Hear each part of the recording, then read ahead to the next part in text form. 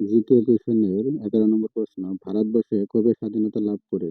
1947 সালের 22শে জুলাই, 1947 সালের 15ই আগস্ট, 1950 সালের 26শে নভেম্বর।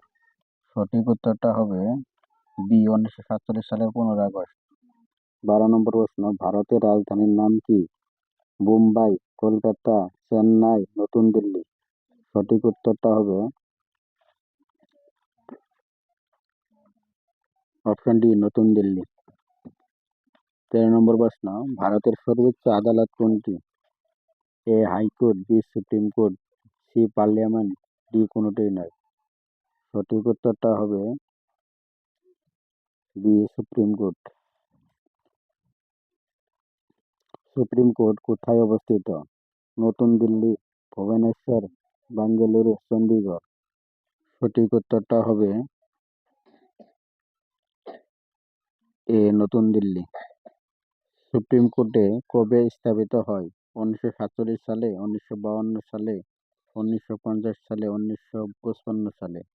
সঠিক উত্তরটা হবে 1950 সালে।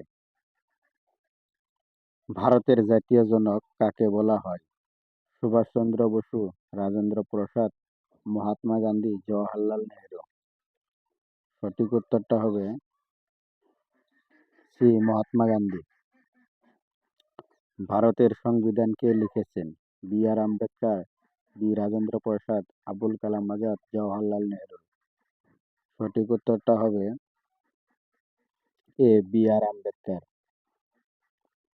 ভারতের সংবিধান তৈরি করতে কত সময় লাগে? এ 1 বছর, বি 6 মাস, সি 2 বছর, ডি 2 বছর 11 মাস।